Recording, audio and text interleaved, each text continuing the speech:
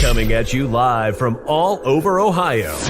A Cleveland Browns podcast full of laughs, rants, fun, and stats.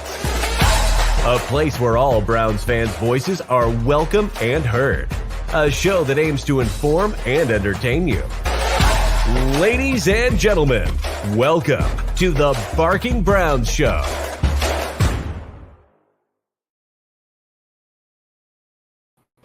What's going on, everybody? Welcome into episode 107 of the Barking Browns Show. I'm Jacob. That's Nick. We're brought to you, as always, by our friends over at Homage Apparel, the best apparel company in the business. He's got the NBA Jam. I got the classic Brownie the Elf. You can find a link down in the description down below to their Cleveland Browns collection. The word's collection, Jacob. And you can go check that out over there. And if you want to be a DGen like me and do a bunch of gambling, check out our friends over at BetJack, do a little local Ohio-based sports book. So there's a link down in the description for them as well.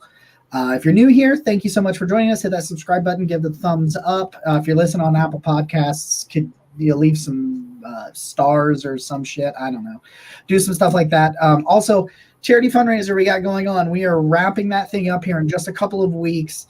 We are raising money for Project Sanctuary, which is a organization that looks to help military families heal, teach them coping mechanisms and communication skills. So not just the veterans can heal, but the families can heal after their service, even during their service, because they do it for active military folks as well.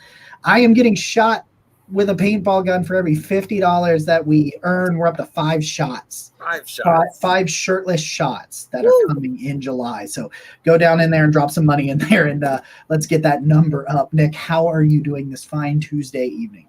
I'll tell you what. It's been a saucy little day on Twitter. I'm not really sure. It's funny that it lines up with our special guest today, but there is some. Yeah, ever since the Browns and Bengals were announced week 1, there's been a little bit of tension, and I think it goes both ways because of what the Browns' record is against them, and I know we'll get into that, but I don't know why. It's just been there's been a little bit of rivalry swirling around today, so I think this lines up perfectly. I do love a good trash talk if it's done properly and it's not full of stuff that's just illiterate, and which is unfortunately what most of it is from our side. Anyway, what? Shots fired. That was a self-burn right there. So guys, we're really excited for tonight's episode because we're going to start our series where we did this last summer with the same guest. So he's jumping on for 2 years in a row. Oh yeah. And looking to do the same next week. We're starting with the Bengals this week. So I'm going to bring in Cincy jungle rider, Mr. Drew Garrison. What's up, dude? How's it going, fellas? Dude, we're ready to roll. Me and we were talking about the trash talk on Twitter pregame, so only necessary that we bring it up. Okay, so where I want to start with this, and like I told you earlier, is I do have some specifics, but just kind of overall, how do you feel about the offseason? Do you think the roster is better, the same, worse, like anywhere in there, but just the whole offseason as a whole, how are you kind of feeling as it's wrapping up? So I think that the offense is better. I think they made a significant upgrade at left tackle. I know that there's a lot of talk about Orlando Brown Jr. from Chiefs fans now that he's gone, but they wanted to pay him like $20 million the year before. That's how it goes. The guy leaves, now he stinks. I think that, that's the biggest thing that they've been missing is consistent time for Burrow. I mean, you saw that 10-game win streak last year after Cleveland just waxed him on Halloween, and that's when their line started really to come together and gel, and then they lose Alex Kappa, they lose Jonah Williams, so they lose Lyle Collins on Christmas Eve, so then things kind of went down, get sacked 5 times in the AFC Championship game. I think the offense will be better. The defense, I'm concerned because you lose Bates and Bell. I think we all knew Jesse Bates was going to go. Jesse Bates was a hell of a player, a special player. Losing Bell with him kind of scares me a little bit just because I think that you're going to get very young back there. You're going to start Dax Hill, who was your Jesse Bates replacement. You're probably going to start Nick Scott to start the year, but I think probably by the bye, Jordan Battle will be starting, the rookie from Alabama. I really, really like him. So my concern is with the defense, but I also see potential for the defense to be as good or a little bit better just if the young guys pan out. I gotta say, we were live streaming days 2 and 3 of the draft, and I was screaming to get Jordan Battle if we could find a way to make that happen. I love him, man. Oh, you play him wherever you want to put him, pretty much. Like, and that versatility is just, I think it's crucial. So let's start diving in a little bit deeper with right tackle. I know I've seen you talk about Jonah Williams and kind of you put out there that you could tell he was annoyed when he had that conversation at minicamp where he was upset that he didn't get told about Orlando Brown and all that. And I saw you talk about that a little bit. How do you think he's going to be accepting of the role at right tackle? Is he going to slide in there, and do you think he'll be successful there? So when he did that interview, he said, there's only 64 starting tackle spots in the league, and I'm blessed to have one of them. I think he'll put his head down and work. I think he's going to try to earn the right tackle spot. And I actually had pushed for him to go to right tackle when I was pushing the Bengals to draft Penei Sewell after Burrow's rookie year. I was on the Sewell side, not the Chase side. Obviously, both have turned out great, but the Bengals aren't as successful as they are without Jamar Chase, so they got it right. But he played right tackle his rookie year at Alabama. I just think with his build, and I just feel like he could be better there. Lyle Collins swears he's going to be ready week 1. I just don't see it, man. He tore the big 3 in his knee, the MCL, the ACL, the PCL on Christmas Eve. I love the mindset. I love the to get back, but I just don't think he's going to be there. But I mean, Jonah was the worst right tackle when it comes to giving up sacks in the league last year, so he's got a lot to get back from. But I got to give the guy some credit. His kneecap went to the side of his knee. They put it back in. He continued to play. He missed like a snap and then played until it happened again. So it's like the guy was playing through some injury too. So I try not to bash on him too much. I get my jokes in there every now and then, but I think that he can be solid. I think he can be just as good as Collins was getting when they got in the groove last year. But I'm also kind of on the train of when Collins is healthy, I think he's going to push very hard and may win the job back. But I think Collins starts the year on PUP. Yeah. Something that I think is really interesting when you look at the Bengals. I mean, obviously Joe Burrow and the passing attack speak for itself, and I do agree that Orlando Brown and that offensive line is going to be better. So that's pretty scary. Everything through the air Bengals is scary. But there's definitely questions to me as far as the running attack goes because, Joe Mixon had pretty good touchdown production last year, but I think his averages across the board were down a little bit. And Samaje Perine was really a lightning plug for you guys. But now Perine's moved on, and it seems like the Bengals are really still focused with Mixon. How do you feel about that, Drew? So with Mixon, his touchdown production was pretty good last year, but then if you look at the 5 touchdown game he had against Carolina, who was terrible, 4 rushing touchdowns come from that game alone. There's been a lot of back and forth about Mixon amongst the Bengals fan base this year. There was a lot of talk about, is he going to get cut? There's off the field stuff. There's all this stuff going on, but I'm a fan of Joe Mixon. I think Joe Mixon can be a top 8 running back in the league when everything's on, and I think that better blocking will help him. I don't think he's never really played behind that good of a line either. But I think that you're going to see a lot of Chase Brown, the rookie out of Illinois that they picked up late in the draft. I'm a huge fan of his. I watched him against Michigan when they gave Michigan that scare the week before the Ohio State game. I think he's Perine with more speed and more athleticism. I think he could be Samaje Perine that can catch the ball and run routes better out of the backfield. So I'm really high on him, and it wouldn't shock me if they saw enough from him this season to move on from Mixon after this year. But I think Mixon will come into the season as the lead back, and I think Mixon has all of the ability to be one of those, like I said, top 8 backs in the league. He just comes with a cap hit at a position that's going to spark a lot of debate, especially when you saw his usage. I mean, Perine got – I don't remember the exact numbers, but Perine got a significant amount more action in the AFC Championship game than even Mixon did. Yeah, Mixon is such a polarizing figure, I think, because it always seems like that there's some lows there, but his high highs, like you said, the 5. I mean, anybody that can put a 5 touchdown game on the list at any point, I'm interested. Yeah, you're playing an NFL defense regardless. Yeah. It's like, hey, you can figure when he figures it out. It's a really good point about the offensive line because I'm thinking about his most successful seasons that he's had in Cincy, and I don't think I'd call his line very good. Like just thinking about it overall, kind of like you just said, and I'm like, oh, you know what?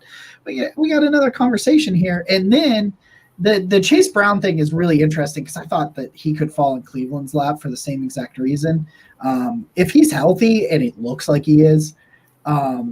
It's you got better. You got better at backup running back. Like, and I love Samaje Perine. But it's like you got better, and anytime a rival gets better, I get a little bit butthurt about it. So let's not dwell on that. I felt that way when you got Elijah Moore. I was like, shit, man. Elijah Moore's my dude. Like, he was my favorite. Like, oh, Elijah Moore stinks. I'm like, bro, he got Sam Darnold and Zach Wilson to start his career. Give the guy a break. I think he's going to be a problem. Anytime you can get a guy that was picked that high and has shown, I mean, albeit limited stretches, that he can be highly productive for what the Browns just moving down 32 spots, I thought that was a home run. I'm really hoping that becomes obvious in a hurry. That's 2 off seasons in a row because they stole Amari Cooper the off season before. God. Yeah. My favorite was I can't remember who it was. I think it was somebody with NFL Network. He was like, the Browns are where you go when you want to get fleeced in a wide receiver trade. Yeah, I remember seeing that tweet. Yeah. It's like, yeah, at least they're good at something. Drew, in the last couple of years, we've really seen Cincinnati be a tight end factory, right? It's like you sign Hayden Hurst, you get a whole bunch of production there. You had Uzama the year before, and you got a whole bunch of production there. Are you riding the Irv Smith? Are we making it 3 years in a row? It's just like a contract factory, right? Like Uzama was around for years and just, kept coming back on small deals. And then he got $24 million from the Jets, and Hurst got a similar deal last year. Burrow's never had a tight end as athletic as Irv Smith Jr. And I've been banging the table since Burrow's rookie year to get him an athletic tight end that can really go up the seam and make guys miss. Now, the obvious knock on Irv Smith is that he's never healthy. He has not been healthy consistently in his entire career. So it's a risk, but it wouldn't shock me that he's the next guy to come in and, put up a productive year and then go get paid somewhere like Washington or somewhere else like that, because the money's not going to be there for them to pay him when they've got all these other contracts to deal with. But I have very high hopes for Smith if he stays healthy, but that's obviously the biggest if for him. Yeah, Nick and I have had that conversation where it's just like, hey, man, you want to get paid, go let Burrow throw you the ball at tight end for a year and you'll be perfectly fine. I think if he stays healthy, it becomes this situation where you start talking about like you remember when, and people are going to be like, oh, you shouldn't compare him to this, but when Randy Moss and Gronk and them came to Tom Brady, and Tom Brady had done all of these things with lesser talented weapons, and then what happens? They go 17-0. And I think if he's healthy, I think Irv Smith can be that because Burrow loves his tight ends. If his tight end can actually out-athlete some other people and do some of those sort of things, I think it elevates it to another level. And I'm, again, not excited about it.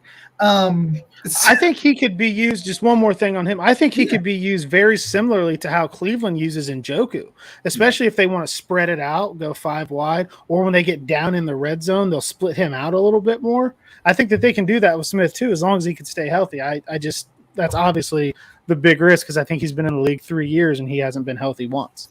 Yeah, I remember when Uzama had like 7 or 8 catches against the Browns, but I think it came to a total of like 60-some yards where it was just like, yeah, he was catching the ball, he was getting open, but there wasn't a whole lot of yak, afterwards. Yeah. Whereas, like, as an avid fantasy football player who's tried with Irv Smith a couple different times, there's a lot to get excited about there. And it's just like you said, it's going to depend on it. Because if he's on the field, I do think Burrow will get the best out of him. Yeah. I think he's going to get the best out of any kind of like a Hayden Hurst guy too. Like I really thought Hayden Hurst would be back, but I mean, with the way the market was, that wasn't going to happen. And yeah, I think so too. I just worry about those ligaments, man. Yeah, because at a certain point, even if you are healthy, it's like, what does that mean? Like, because you're looking at like James Robinson, like that's an interesting conversation with James Robinson where people don't know. And of course he gets cut by the Patriots like 2 days. So I'm in my first dynasty league this year, guys. So like, I've never done the dynasty, and I'm in one. I might be in two, but we're working out the kinks on the second one. So I was like, I'm excited. I've never approached a draft where I draft a quarterback early, but you kind of have to in fantasy or in dynasty because that's what everybody else does. And I was like, holy shit! Like the first 6 picks were all quarterbacks, and I'm like, I had the 11th pick. And I'm like, I'm sitting there at 11, like, what are we doing here, guys? And so I get late. I'm in the 20s, and I pick James Robinson, and I'm like, he's going to be behind Stevenson and up in New England. He's going to get, some of those later. I'm like, he could do something there. It gets cut like 3 days later, and a lot of people are like, oh, they think that ACL shot him. That like they zapped his speed. They don't think he's that anymore. So it's always interesting with guys, even when they get healthy. That's what I think about Maurice Hurst, the Browns defensive tackle. I'm like, yeah, dude was really great like 3 years ago, but he hasn't been able to play in 3 years. So it's like, and you kind of wonder with Irv Smith. I don't think Irv Smith's there because I think he's still fine. But like, that's just the one thing I think you got to worry about. Real quick, before we move on one of the topics, MC Lawrence, a very, very avid follower of our show, has a question, and he wants to know, what do you think Cincy's weakest position is? So when I look at the team, I look at, I think left tackle's solid. I think left guard is okay. I think Volson has a lot to do there. I love Ted Karras. I'm actually wearing the Ted Karras Cincy hat that he does for charity. Cool. I like Alex Kappa at right guard. Looking at the defense, I think that corner's going to be fine. I think Chidobe Awuzie will be back. I think Mike Hilton will be okay. Even though he's getting a little bit older. I love Cam Taylor-Britt. It's going to be between – it's probably going to be between the strong safety and the right tackle. Mm-hmm. I'd probably go right tackle just because there's so much uncertainty. I feel like even when you're going into camp, if your starting strong safety is a question mark because it's Nick Scott, who you brought over from the Rams, or it's Jordan Battle, who's a rookie – that is a question mark, but you also know that's who it's going to be. There's an open competition at right tackle that's going to be between second round pick from a couple years ago, Jackson Carman, who I've never really been a big fan of. Jonah Williams is going to be in there, and if somehow, some way, Lyle Collins is ready, he's going to be there. So I would look at right tackle as the weakest position right now because we really just don't know who's going to be there come week one. That's a good point. I never thought about it in the sense of like, I don't know if it's weak or not because I don't know who the hell is going to be over there. Yeah. If you told me there was an X factor from week one, I imagine it's that right tackle battle versus Miles and Zadarius Smith is likely the one that they. Hey, by the way, Drew, you gotta. I don't know if this is going to conflict you. All right, so. We will be there. We're going week one, so we're going to be up there. And Nick has decided, should the Browns win, he will do the one chip challenge there in the stadium. I sure will. Post game. I may be there too. Okay, yeah. All right, Drew. All right, see we winners. It's actually funny. My buddy is my best friend is an enormous Browns fan. And he just did the one chip challenge the other day, like at work with his buddies, just messing around. And he eats like the hottest food that I can imagine. I'm like a sissy when it comes to hot stuff. I'm like, I don't like, you know what would make these wings better is if they hurt. Like, I don't get it. But he took a couple bites of the chip. He's like, I can't do it. And I was like, I can't believe you didn't. So wow. I hope you don't have to do it because I hope for the Bengals to win, obviously. Sure. But it potentially, like, if they were to lose, you could at least find comfort in that, right? Like, you'd be like, oh, there he's going to eat this. Like, Carnsy's in pain right now. Yeah. You know what? Well, yeah, Drew, if you're there. Carnsy's going to be on his toilet in 3 hours. I did it live. I talked about the charity fundraiser at the beginning of the show. I did it live for last year's charity fundraiser. I'll tell you what, I don't know. I legitimately don't know the last time. So the Browns won their home opener against the Texans a couple years ago, but that wasn't week one. Yeah. If you ask me what was a week one home opener the Browns won last, It might be 2 decades. Legitimately, I don't even know. So I remember the tie with Pittsburgh a few years ago. Yes, yeah, it's been a minute. That was 2018, believe it or not. That was all the way back in 2018, that tie with Pittsburgh. There are some abominable Brown stats. That whole I'm going to look it up because that not winning your home opener in week 1 is about as bad as it could possibly be. So I say all that to say that if the Browns do beat Cincinnati week 1, especially because it's Cincinnati, that hot chip challenge is going to be worth every bite. It's not. Everybody. It's not. Trust me. I understand that. I understand that. I'm looking at it it's kind of twofold. The Browns have clearly had the Bengals number the last few years. Yeah. We got him last year. Watson was kind of coming back off everything that he dealt with. So I'm looking at it at we get Watson where he still hasn't played a lot of football in 3 years now, or B, are we getting Watson where he's had an entire offseason now and he's going to be clicking, because I think Deshaun Watson has top 5 quarterback potential. I'm not putting him in the top 5, but I think he has top 5 potential. I got into an argument about Deshaun Watson's 2020 that I won't get into here. I'll save it in case I need it. But I think that so it could go one of two ways for me. I know that there's not been a lot of churn in your coaching staff. I know Jim Schwartz is there, and you finally have like a grown up at defensive coordinator, so that worries me a little bit. Thank God.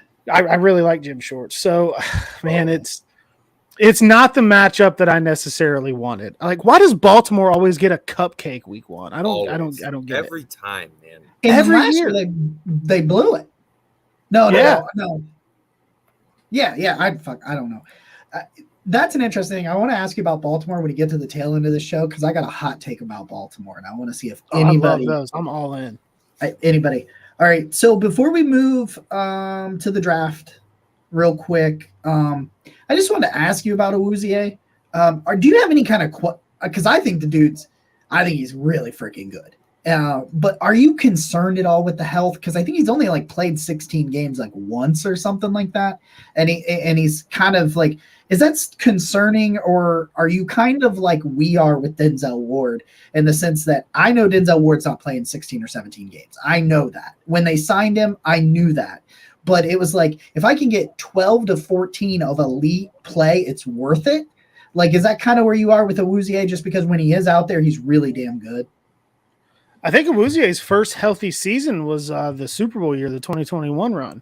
I think that was the first year where he played every game. He's gotten so damn good, man. When he went down on Halloween last year, I thought that was one of the ones that could sink a season, because he was following the best receiver. He was playing lights out. I've seen a lot of videos of him working out on the rehab field. He looks very fast. He looks very explosive. I think that he'll be fine. I think that he'll be back to 100% by week 1 based on what I've looked at, but I'm also just an internet dumbass. I'm not a doctor by any means. But the eye test, I'm a big eye test guy.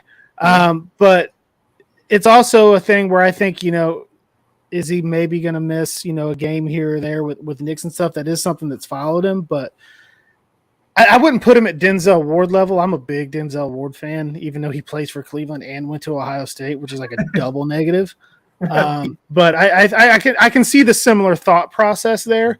But I'm very, very excited for the Cheeto on one side and Cam Taylor-Britt on the other side, controlling the outside this year. Cam Taylor-Britt was seatbelts last year. Dude, I wanted Cam Taylor-Britt on so many different levels. There is this thing where if it's a first round talent or an early second round talent, Baltimore will draft him. Yep. If it's a defensive back that I love, or no, it's a linebacker, because I wanted Logan Wilson too. Linebackers and defensive backs, they go to Cincy. So I'm with you on the Cam Taylor-Britt train, because he's really freaking good. I was beating the hell out of the table for DeJuan Jones, and you guys landed him, and I was like, great. He went. If anybody's going to get DeJuan Jones right, it's Bill Callahan. It's Bill Callahan. Yeah, that's what I said. Yeah. Shit. So now they got a good right tackle. If he's going to be one, that's the place it's going to happen. Yeah, I'm excited about that one. It's gonna be really interesting to see how all of these, especially the coaching upgrades. You mentioned Schwartz real quick, but between him and Ventrone, it's like those were Cleveland's two really just Achilles heel. Like I remember the final week of the season last year against Pittsburgh, the Browns were still having communication issues in the secondary. They still couldn't figure out where to get lined up, Drew. If week fucking 18 and we still don't even know what our job is. Like, come on, man. Yeah, I watch a lot of Browns, and I talk a lot of Browns with my buddy because I run 5 TVs on Sundays, man. Like, I got the division on 3 of them, Red Zone on one, the Bengals on the big one. So, like, I'm locked in. But, yeah, the Jets game was really what I think sent everybody over the edge, the collapse against the Jets. Who was the decoy? That was Joe Woods, right? Yeah. I never saw a positive word about Joe Woods again after that. No. I mean, how could that was? I tried to defend the man, but that happened, and I was like, "You got to get him the hell out of here." The fact that it was Flacco, like after just what, like the Ravens games that all happened so many different times. I was there. I was there for. I was there too. It's just painful on every. I'm so glad, because initially in the offseason, we weren't really sure. Like they didn't say much about Joe Woods. And we all knew the defense was a problem, but they didn't fire him right away. And so I feel like people kind of – so when they did and it finally let him go, I think there was a collective just like – because I think that's the most – like for Cincinnati, I feel like you guys have just been consistently successful now. So I imagine regardless of how 2023 goes, like there's going to be stability. There's going to be continuity with the Bengals. Like with the Browns – I think if this season starts off poorly, especially because I don't think they'd make like drastic in-season changes, but a lot of people have pointed to the fact that they have a week 5 bye, and like if you have a poor record, I don't know that there's many coaches on a hotter seat than Kevin Stefanski right now, and that's not a great place. I don't feel great about it. Well, I mean, let's look at the reality of the situation. We saw this just happen in Arizona. They paid the quarterback a bunch of money. Things didn't go well. Who's taking the call? Is it going to be the head coach or is it going to be the quarterback? It's not going to be your $230 million quarterback. Nope. So, and Stefanski, I mean, I like to point out when I'm like giving Browns fans shit that Kevin Stefanski actually has never won a playoff game. Mike Prefer has. So I like to throw that out there if I can. But, I mean, I personally would think that he probably has to get to and win a playoff game. Yeah, I think it gets interesting because especially if everybody's healthy, because there's not really an excuse when it comes to the actual you can't blame it on talent is what I'm getting at. It's like I don't think you can look at it's the talent's not here at this position or your quarterback misses 11 games and none of that. That's all gone. It's all behind it. Guys, if there's any questions you do have for Drew about the Bengals, do make sure you throw them in the comments live. So let me think. I forgot. Okay, yes. So let's move on to the draft. Let's talk about the draft. I have a weird question. Do you think the Bengals, and then I'll ask you about the actual picks. Do you think drafting 2 wide receivers signals that they don't think they'll be able to retain T. Higgins next year? No, I don't. Maybe it's blind homer optimism. I'm still very optimistic that T. Higgins signs back, even though it's David Mulligetta, who the Bengals have never gotten a second contract done with. I love Charlie Jones, a.k.a. Chuck Sizzle from Purdue. We actually I went to the Big Ten championship game last year. I'm a Michigan fan, and I'm like, who in the hell is this little white dude that's like giving us all these fits? And it's Charlie Jones. I'm like, okay. And then the Bengals draft him. Charlie Jones is Tyler Boyd's replacement next year. Okay. I don't think the Bengals are drafting to replace T. Higgins at all. I think for whatever reason they still feel very confident they can get something done. I know that the world of contracts is crazy. I mean, Jamar Chase is going to be the top paid receiver when he gets his deal. Burrow's going to be his. Burrow's obviously made the comments that he wants to try to keep the band together. So I think it's going to be a matter of structure. I don't think the Bengals are as cash poor as Twitter likes to make them out to be. They're an NFL franchise. I mean, Mike Brown doesn't have Jimmy Haslam money. He wasn't scamming truck drivers or anything, but he can, so I think I think it's more of a depth and a Tyler Boyd plays. I think Charlie Jones will be the starting slot receiver next year.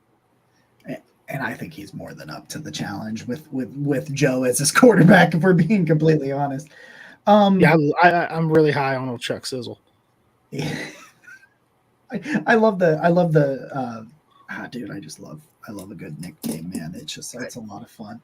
I wish I could credit who came up with it. I don't know who did, but I've been using the hell out of it. It's like, thank you, whoever you are. We're good to go. Miles Murphy, man, off the top. Miles Murphy was a really interesting guy because I saw him projected anywhere from top 10. Because I thought there was some top 10 buzz all the way to about where he ends up going in 28.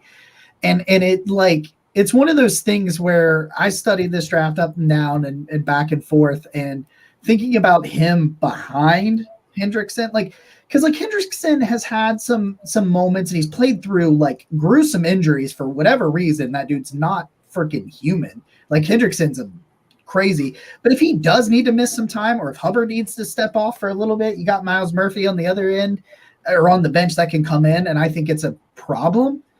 So how do you feel overall about Miles Murphy and now a trio of pretty good pass rushers? So I wasn't really super excited about the pick when it was made, but I was banging the drum for Michael Mayer. I thought that you could get Burrow his Gronk in that spot. I was really, really big on that. And you look at Miles Murphy, he was a 5-star. He had production at Clemson, but I don't know that he's jump off the tape exciting. But then again, when you're picking that late in the draft, you might not get a guy that does that. But I'm also very, very big. I've been big for years on depth and fresh legs in a pass rush, right? Because we don't have a Myles Garrett. Myles Garrett is a freak of nature. But, Sam Hubbard's damn good. Trey Hendrickson's damn good.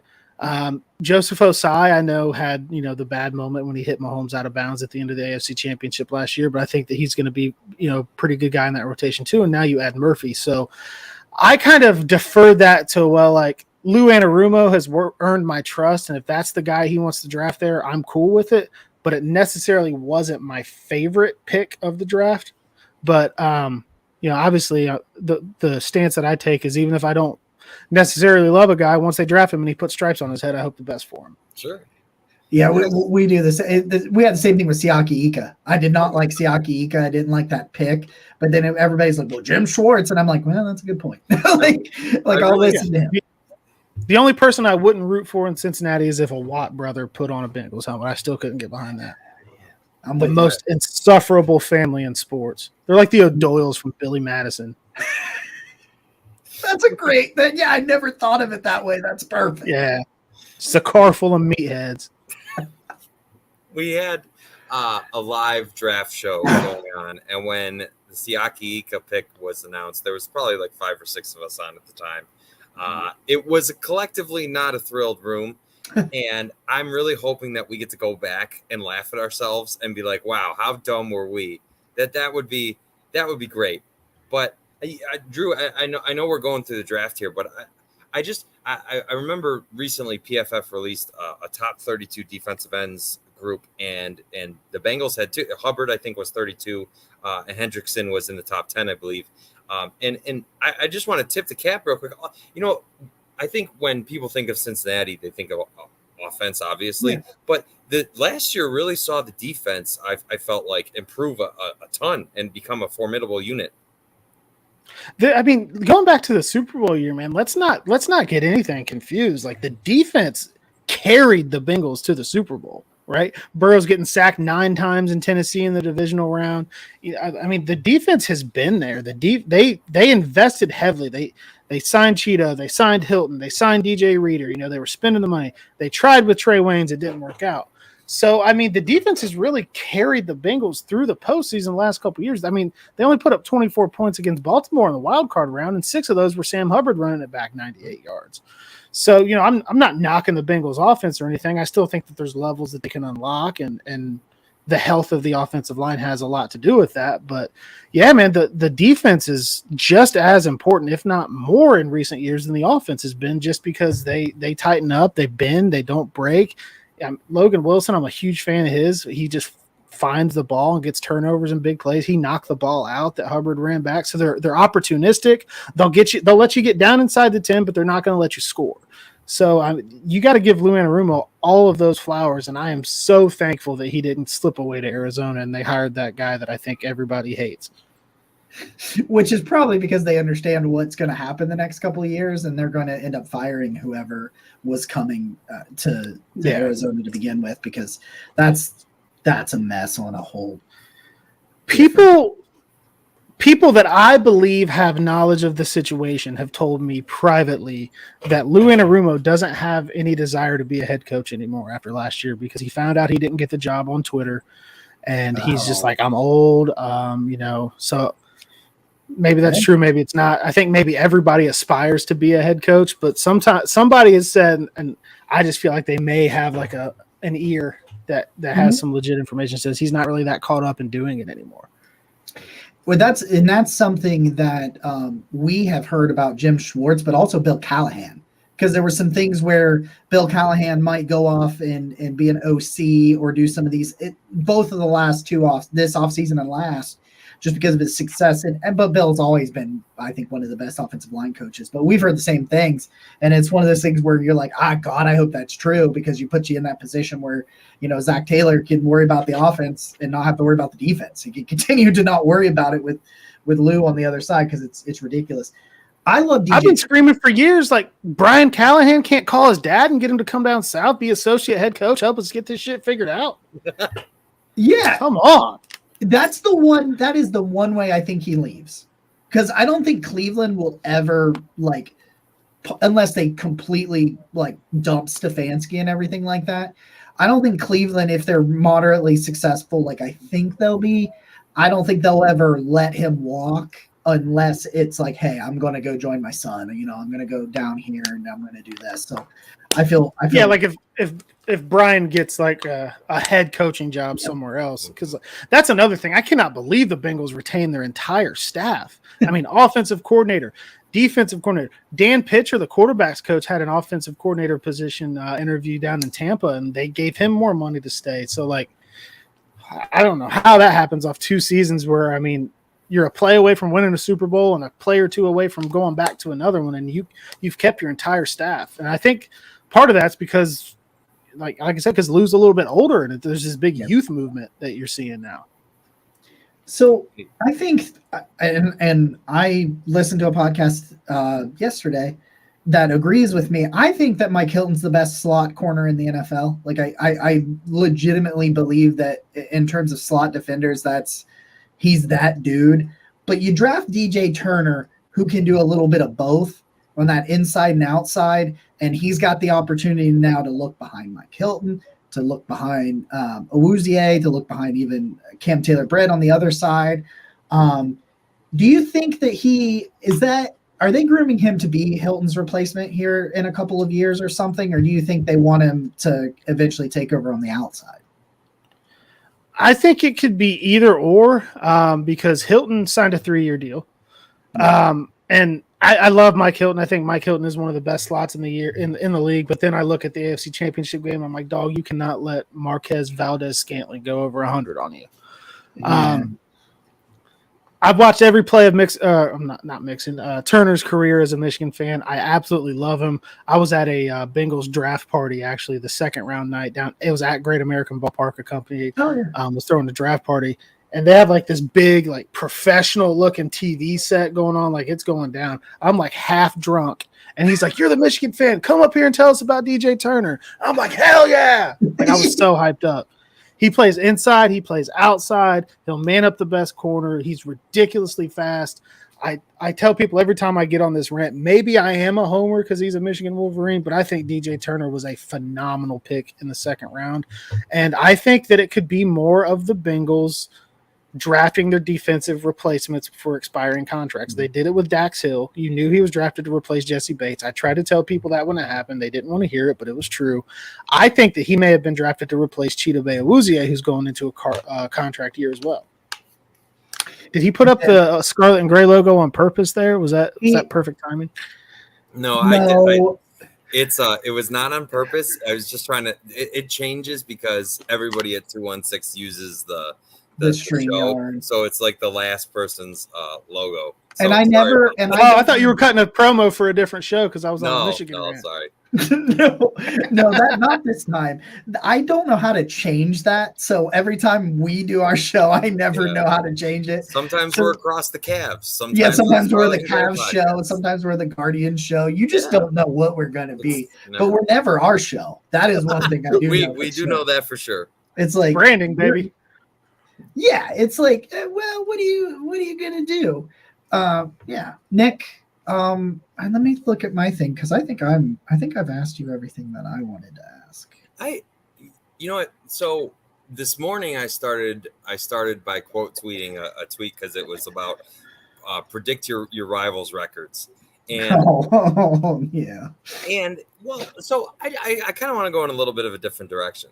So I obviously the Bengals are the clear favorite at being the 2-time AFC North defending champ, but Drew, if let's say for whatever reason the Bengals don't win the division, if you had to pick one of the other teams in the AFC North to win the division in upset fashion, what team would you pick? Man, I hate to say this. I really, really do hate to say it. But I think it would be Cleveland. I don't know. I'm in a group chat with 2 Browns fans, so I don't know if I'm like getting too much Brown shit put into my brain. But I'm always like very leery of like, holy shit, Cleveland like really could take a step and be really good. And maybe it's that and the fact that they've had the Bengals numbers since 2018, I think it is. I don't think that if you make Lamar Jackson throw a football that he's going to beat many great teams in this league. And I think that the best ability is availability, and he keeps getting hurt because of his play style. I think he's overrated. I get a lot of shit from very, very bad quality Lamar Jackson profile picture burner accounts when I say stuff like that. But I still think the Bengals are the clear favorite. I think the Bengals will win the division, but if they don't, it would not shock me if it was you. Okay. Are you ready for my hot take? Let's see. I love hot takes. I spit them out all day. They should have never let me work from home, dude, because I'm going. Like all damn it. I think Baltimore, like I get it. I've been caught up in it too. But I've seen the Todd Monken offense up close. Now, granted, that was a little bit of a disaster because it was also Freddie Kitchens. They were trying to like meld this weird combination. And they were talking about it that like Freddie would wake up on game days and throw out the week's game plan and do something completely different on Sundays. Yeah. Like he would just wake up. He's like, fuck it. Let's just do it. We'll see what happens. Who cares? We'll figure it out. But I think we'll run that pitch pass reverse with Odell. Well, then he runs. He ran a draw play on 4th and 8. Just so we're clear. He ran a draw play out of the shotgun. Yeah. So a delayed draw too. It was really delayed. The disaster in all of that was that Freddie ran the wishbone immediately after getting the offense, and people were just like, this guy's amazing. We finally have Kareem Hunt and Nick Chubb on the field at the same time. This is our guy, and everybody just bought in. Wishbone. He ran the damn wishbone, and we fell for it. The rest is history. I remember they quit on Freddie Kitchens that last game of the year against the Bengals because the Bengals were terrible.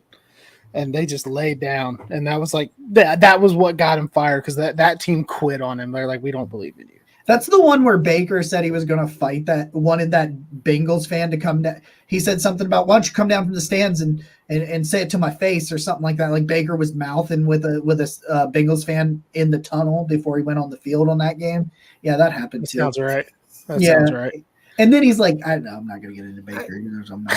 I just want to touch on that. Drew, I really thought you were going to pick Baltimore. I'm surprised that you picked the Browns. Well, but here's the I am so – oh, okay. Go ahead with your – go. Because the hot take will lead to you answering a question about Baltimore. I think Baltimore and Pittsburgh fight it out for last place, and both teams have losing records. Whoa. Ooh, that's very hot. Probably like around 8 wins. Like I'm not going to say that they're going to be like a 4-win team. They're probably like 7 or 8 win teams, but I think they're both 7 or 8 win teams. Yeah, why are people trying to sell me on Kenny Pickett, dude? Like, it's blonde Andy Dalton. It's blonde Andy Dalton, bro. Like, that's all it is. It is amazing. Okay, because not too long ago I posted about how Baker Mayfield threw more touchdowns and less interceptions than Kenny Pickett did last year, and he was awful.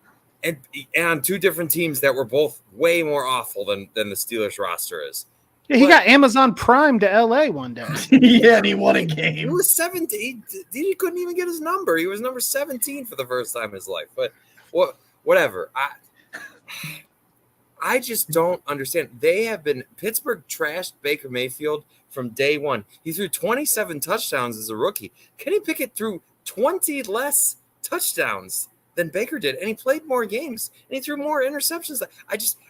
He's never thrown multiple touchdowns in a game, and I am just listening to them talk about how this dude is gonna take them back to the playoffs, and they're just gonna keep having winning seasons, and I just don't know, like this. The vibe I get is just that like people were like, oh, you're picking Mike Tomlin to have his first losing season as if that could ever happen. It's like, you guys are so spoiled. They are so spoiled. They have no idea how hard it is to win in the NFL. Mike Tomlin, and credit to him, who is an amazing coach, has been pulling Houdinis out of his head with guys named Duck Hodges and whoever else. It has to end sometime, does it not? I gotta ask you. Oh yeah, it has to end. Yeah, the thing about them is their defense will keep them in enough games to where they can just get a lucky break here or there, because their defense is going to be good. Yeah. But man, I'm sorry, but like NFL young boy George Pickens, like he's more chatter than anything, and like nobody there scares me. Najee Harris is like, he reminds me so much of Trent Richardson. Trent Richardson had that great rookie year and then just forgot how to run through holes that were there.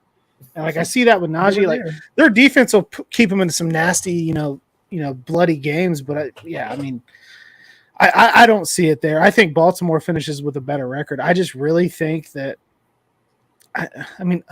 Odell Beckham had exactly one 100-yard receiving game from the time he got picked up by the Rams last year. Now I get it; he was on his way to being the Super Bowl MVP against the Bengals that year, but he's another year older, another knee surgery off. That doesn't shock me. That doesn't scare me that much. And I just think that the Bengals kind of started the blueprint on him. Then I think Miami perfected it 2 years ago, where really, if you can just keep him in a box, if you can have a defender here,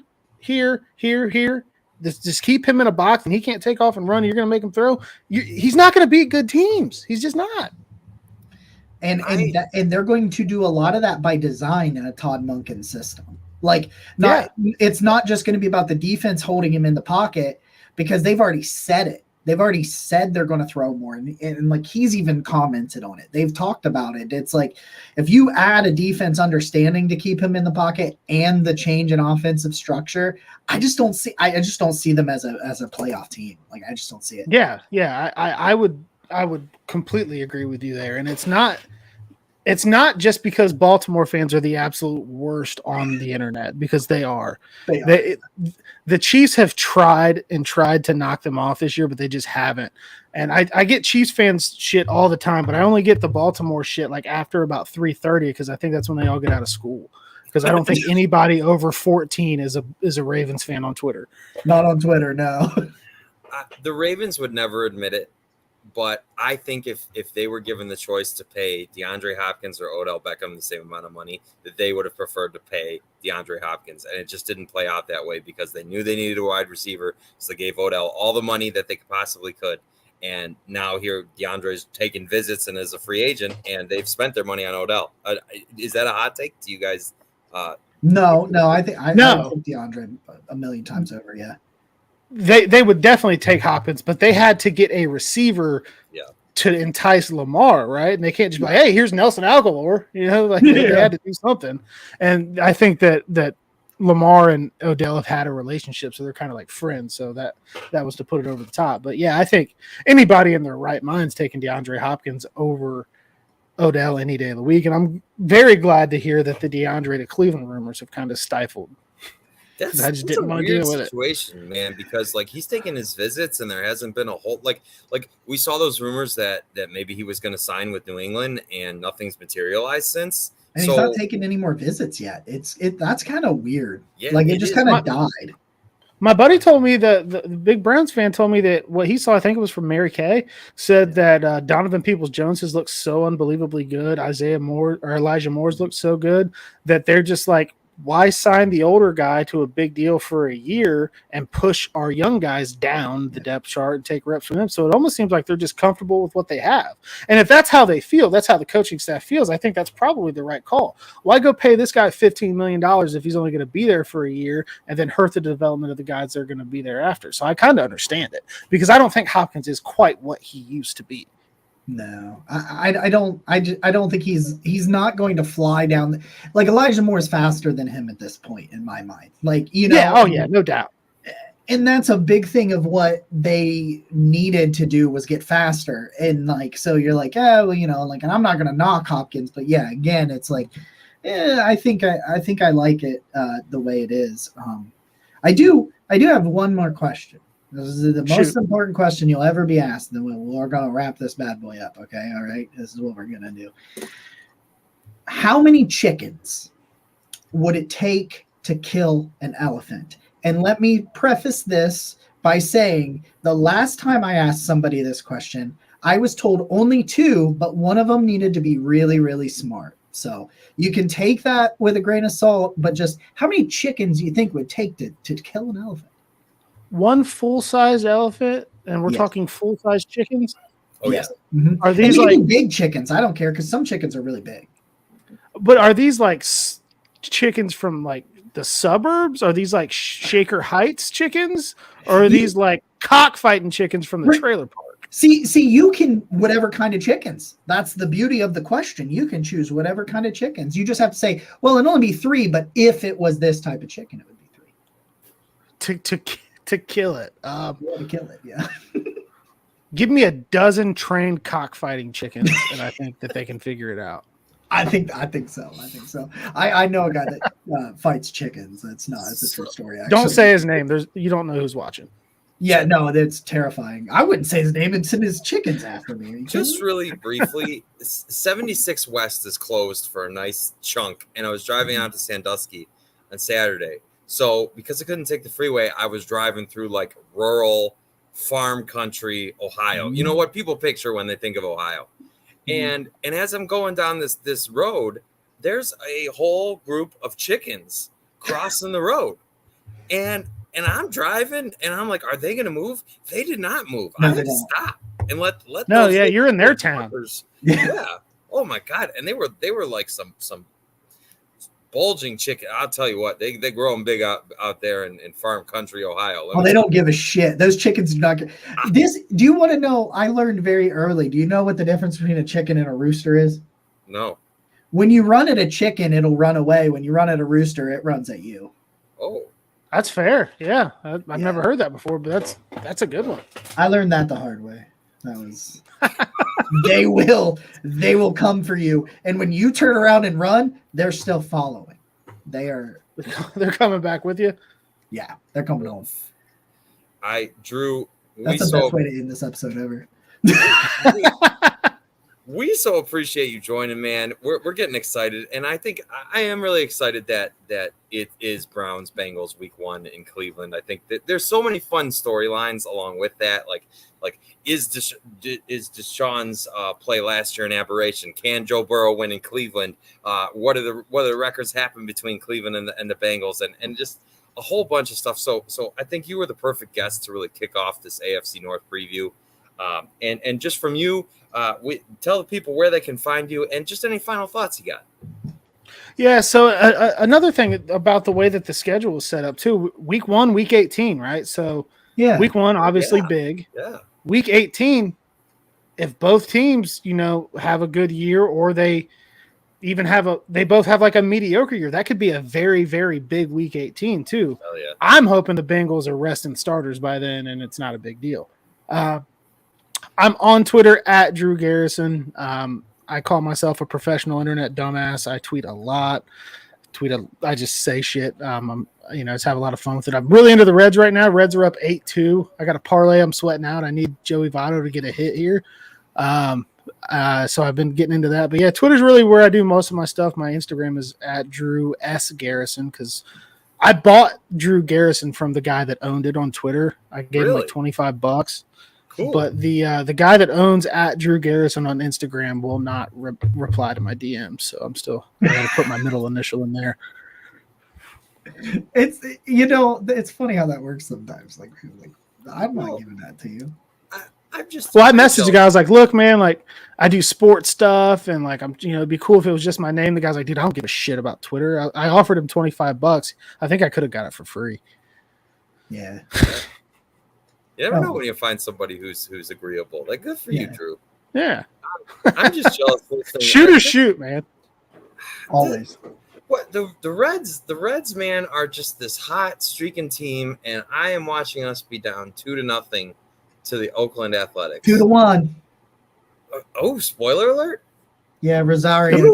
I just saw it. Okay. Maybe I just got to complain a little bit, man. Yeah. These Reds, man, they give me a lot of 2021 Bengals vibes. Young talent everywhere, coming out of nowhere. They're supposed to stink. Should I bet on the Reds to win the division? I locked it in at like plus 1,500 or something a few weeks ago. Oh, baby. Yeah. And now I think now it's they just hit it's a fly out. But yeah, I don't know, man. I don't know a lot about baseball, to be completely honest with you. Like I've come out and said that. I decided February 28th, I was like, you know what? I'm going to get into the Reds this year. I thought they were going to stink. Everybody's like, it's a terrible idea. Don't do it, blah, blah, blah. I'm like, look, I can't tell you what a curveball looks like, but I know when a dude hits a baseball far as fuck. I like to gamble. I've been cleaning up on Reds bets lately, so I'm a big Reds guy now. Okay, good. You know what? I love that, man. It's exciting to see. I was just down in Cincinnati. It's a great city. It's a great time there, and it's really cool to see. Cincinnati fans be so excited about both of their teams and just all of those vibes. Like I love it. We're all, at the end of the day, we're all sports fans, and this world goes round because we are all so passionate. So I love that, and shout out to them. I'm absolutely. jealous, but good for them. Yeah, our fan bases are like we're like, that cousin that you fight a lot, but then like somebody more annoying shows up, like Pittsburgh or Baltimore, and you're like, all right, you're not that bad. Let's deal with this guy. Absolutely. It's okay. Yeah. On that note, this has been episode 107. Wow. Of the Barking Brown Show. I'm Nick. He's Jacob. That's Drew. Go Browns. In Switzerland, you have to own at least 2 guinea pigs because 1 guinea pig is considered animal abuse.